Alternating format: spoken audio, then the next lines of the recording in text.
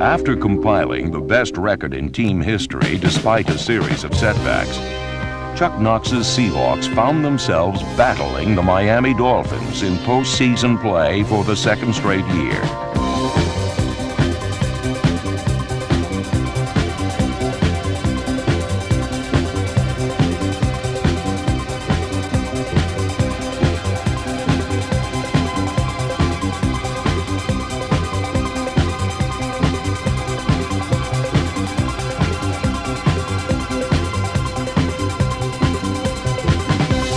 For one half, Seattle held back the record-setting offensive power of the Dolphins and kept the game within reach. But in the end, the Seahawks fell to the eventual conference champions 31-10. Never in team history had a final game so profoundly failed to capture the essence of a Seahawks season. This had been the greatest year in franchise history, and it had been achieved against substantial odds. It began under the summer skies of Canton, Ohio, where football legend Paul Brown awarded the game's highest honor to one of the Seahawks' own. Ladies and gentlemen, I give you a presentation to the Hall of Fame, my guy, Michael McCormick. While Seattle's general manager was being enshrined, the team he had helped put together was preparing itself in training camp. Fresh from their first playoff appearance, the Seahawks were anxious to repeat. And the man who would once again carry much of the workload would be conference rushing champion Kurt Warner. This year it's a different approach. I feel like one of the boys. I feel like this is my home. I know the system. I know what Chuck Knox expects from me. I know what I have to do out there, and I feel very comfortable this year as opposed to last year. With Warner leading the way, the Seahawks began the year against the Browns in quest of their first opening day win in team history. The defense recorded 7 sacks, and quarterback Dave Craig threw 3 touchdown passes as Seattle crushed Cleveland 33-0. This should have been the Seahawks' happiest opening game ever. Instead, it turned into a gut-wrenching nightmare. Wingback set off the tight end at the right. They go to Warner on a pitch right. He's got some blocking. Now cuts it down to the 5, and down he goes at the 4-yard line. Oh, Pete, he's hurt. He's hurt. He's holding that right knee. He pulled up as he was making his cut, and his leg just went limp on him. Oh, my, you hate to see that. Dave Craig is over there with the Seahawks medical staff. Oh, my. Isn't this something? Do you lose Kurt Warner in the very first ball game? Oh, if you do, you're in big, big trouble. The absence of Kurt Warner would in no way ever be an excuse for us not to win. Because number one, Kurt Warner did not play on defense. He did not play on special teams. It was a big, important part of our offense. So what we had to do was to find some other people that could together, collectively, take up the productivity that was going to be missing with Kurt Warner out of the lineup. Whether it was the quiet leadership of Franco Harris or the slashing style of Dan Dornick, Seattle's other runners were ready for the challenge.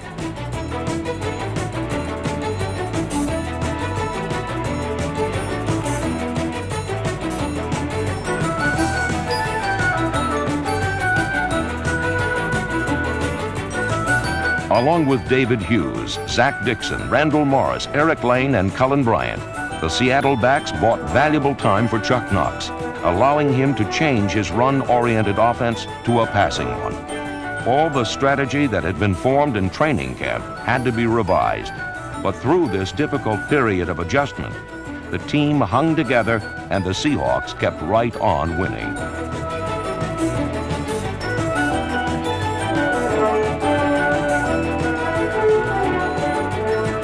I was sorry that Kurt was hurt, but it was an opportunity for me to play some offense. But I still wanted to play special teams too. It was more like I have double duty now. Lane captained the most feared special teams in pro football. Running under Jeff West's punts, this swarming horde found even more ways for the Seahawks to win. They forced the most turnovers, blocked the most kicks, and before Paul Johns, number 85, was lost for the season, Seattle led the conference in punt returns as well. Where once gadget plays had flourished, the Suicide Squad's calling card was now the bone-jarring hit. Leading the charge was the first man ever selected to the Pro Bowl strictly for special teams play, number 50, Fred Young.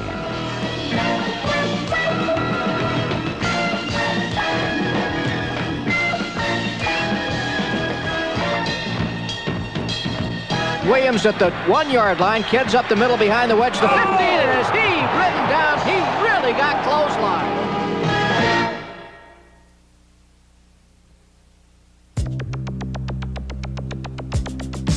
In 1984, the Seahawks fielded their best defensive unit in team history. Records and ball carriers tumbled in equal measure as Seattle transformed its defense from pushover to powerhouse.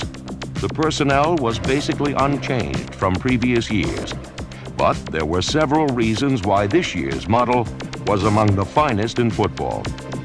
I think it's just a confidence that we have just from being comfortable with the coaching staff, with our role on the football team, and knowing that we have the ability to stop anybody. We're not a big bunch of guys, but, you know, we play with pride and we play with hustle and, you know, we just let it all hang out.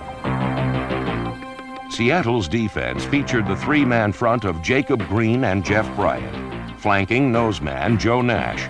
From this trio, there was unleashed one of the fiercest pass rushes in the NFL.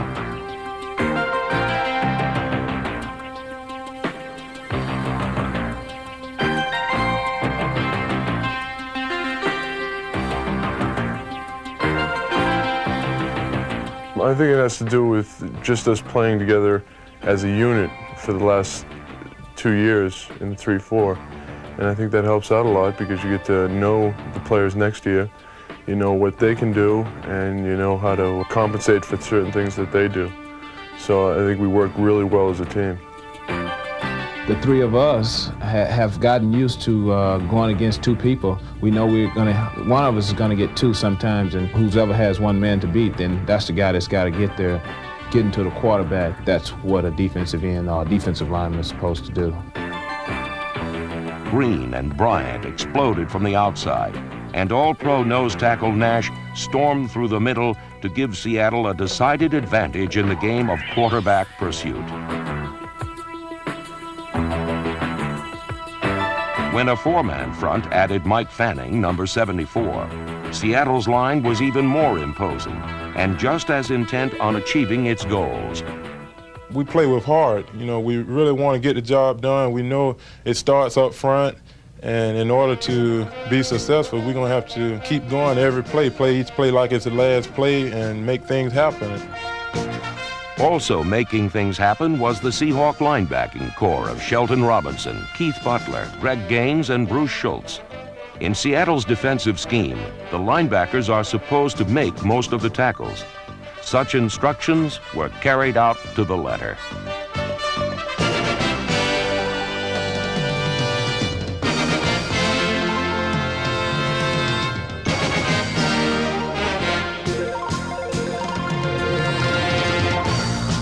Seattle wasn't reluctant to send a defensive back in on a tackle either. Blitz with a Harris, Jufek, or Brown. Shoot in a Moyer, Simpson, Jackson, or Taylor. Or better yet, simply take the ball away. The Seahawks forced 38 interceptions and 63 turnovers, by far the most in the NFL and the second highest total in league history.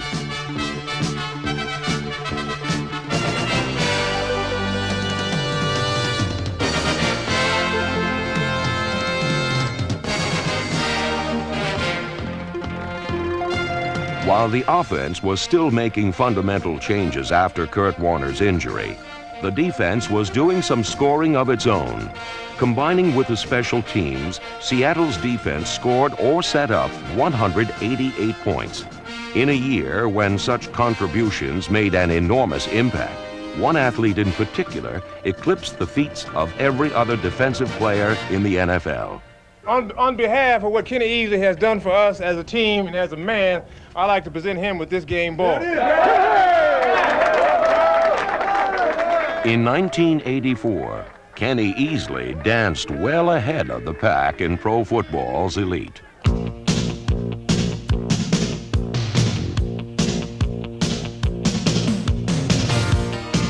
Postseason honors had come before to the Seahawks safety, but this year, Easley became the dominant defensive player in football. He exuded star-like quality, yet was not too big to perform the dirty jobs that are necessary to winning. When Kenny Easley volunteered to return punts after Paul Johns went down, it was the first time in the 31 years that I've been coaching that I've ever had a starter volunteer to return punts. That's not a job that people line up to want to do. With this unselfish act, Easley set an example that his teammates never forgot.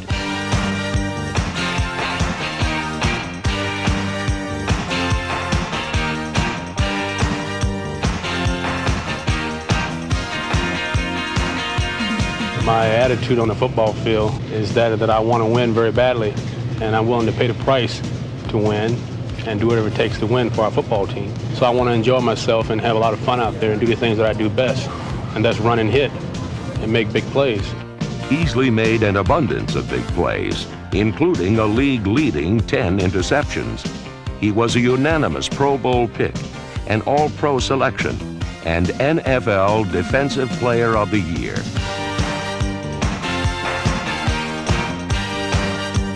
It was Easley, along with the rest of the defense, who sparked a mid-season streak against division opponents that all but clinched a playoff berth. The first win came before a Monday night television audience in San Diego. Easley swiped 3 interceptions as the Seahawks shut out the explosive Chargers 24-0.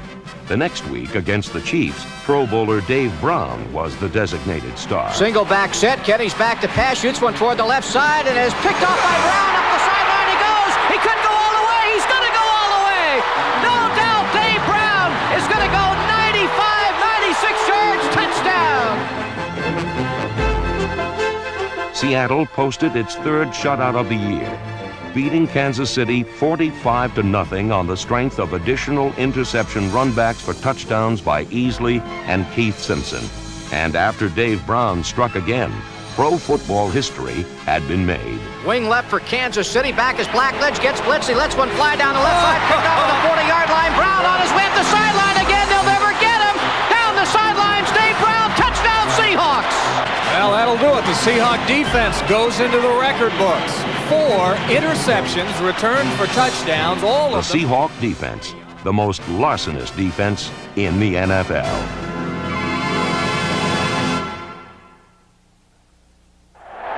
In 1984, the Kingdome rocked with the ear-splitting noise of football's most enthusiastic fans, so devoted that no distance was too great to keep them from being the Seahawks' greatest ally. I moved up here from South Carolina because I'm a Seahawk fan. Had to be close to the Seahawks. I travel 1,800 miles just to see the Seahawks every weekend. Where are you from? Cordova, Alaska. The crowd has a lot to do with, us winning here. They were unbelievable. We have the greatest fans in the nation. There's no doubt about that. Anytime you win, especially playing here with the Seattle Seahawks, our crowd is at least 25% of our victory. The largest, noisiest crowd in Seahawk history gave their team all the support it needed as Seattle beat the Raiders in mid-November on Monday Night Football. While the defense forced 6 turnovers, the Seahawk passing game was in peak form. 1st and 10 at the 20. Craig, a play fake, back to pass in the end zone. Touchdown Seahawks! What a pass Dave Craig just threw. Dave Craig is the type of player who will do anything to win. And in 1984, he did a little of everything to win.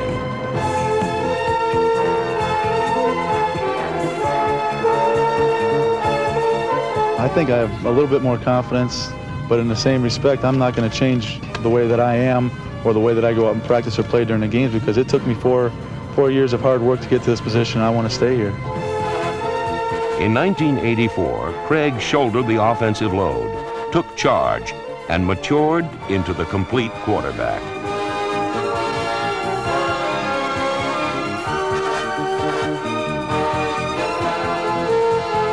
Only Miami's Dan Marino threw for more touchdowns than Craig's 32. Dave passed for at least one score in every game he played. He shattered team records and made the Pro Bowl. And he did all this, even though opponents knew the Seahawks would be throwing on nearly every down. Fortunately, there were quality pass targets like Darrell Turner, number 81, a long striding rookie who averaged 20 yards per catch and grabbed 10 touchdowns.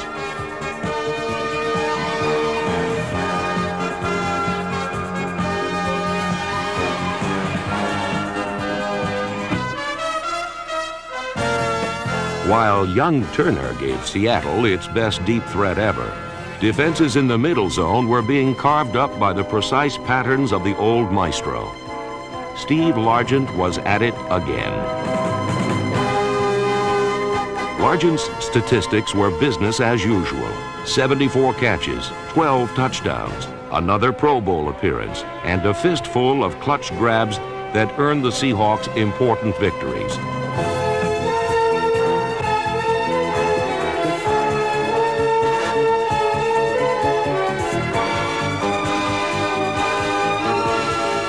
By November, Seattle's passing game had taken shape and was carrying the offensive burden. In no game did the Seahawks' aerial power contribute more than in a late-season first-place showdown in Denver against the Broncos.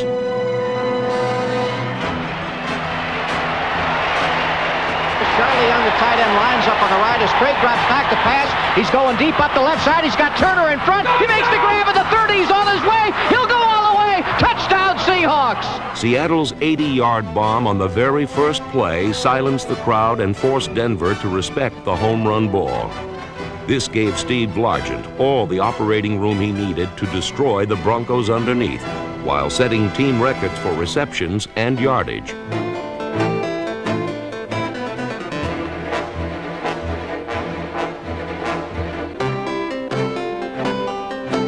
Behind perfect protection, Craig passed for 400 yards and 3 scores. And when a late Bronco rally failed, Seattle won 27-24 to join Denver atop the AFC West standings. But 3 weeks later, in the rematch that would decide the Western title, it was the Broncos who prevailed. The Seahawks still made the playoffs with a 12-4 record, their best ever. But now, they face the wild card round and a tough opponent, the defending world champion Raiders.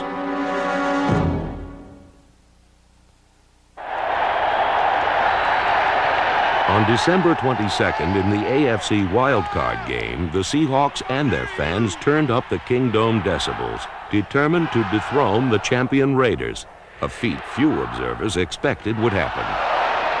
Largent out wide to the left. Craig on a little play fake back to pass, goes for it all in the end zone. Touchdown Seahawks to Turner!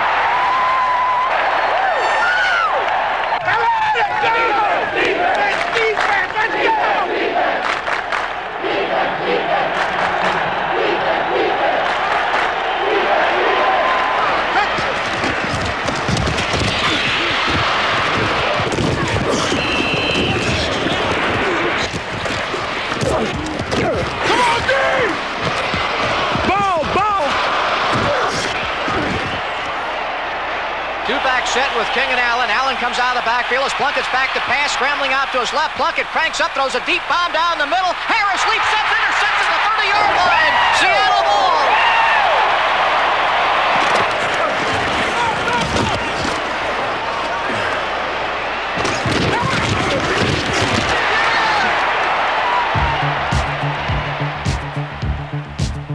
The Seattle defense had bludgeoned the Raiders. And when Pro Bowl kicker Norm Johnson added 2 field goals to make it 13-0, the Seahawks' strategy was clear. Chuck Knox all but wrapped up his eventual Coach of the Year honors by ignoring the pass and returning to his first love, the running game. Instead of throwing into the Raiders' strength, their pass defense, the Seahawks proceeded to do what the experts said they couldn't: run the ball right down the Raiders' throat.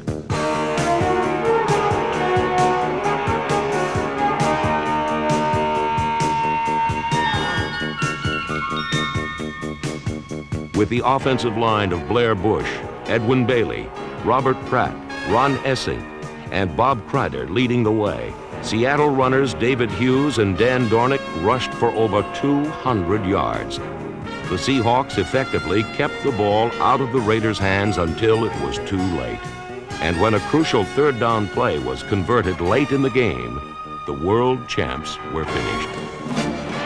High formation backs. Dornick gets the handoff, breaks through. First down as he gets to the midfield stripe and goes flying into Raider territory to the 47. The Raiders are going down! They're going down! With just seconds to go, LA had one final chance, but the Seahawks turned them back. Plunkett's back to pass. In trouble. He looks. He's going to crank up, throw a deep bomb down the right side. There are a couple of Raiders there. It's picked up by Seattle at the 45. Down the field where the football goes easily. Ball game over. Seahawks win it. Seattle 13, LA Raiders 7. This game, like the entire season, was a testament to a team that had overcome setbacks to achieve success. It was a tribute to Seattle's loyal fans who had given all their love to a team that had played with all its heart.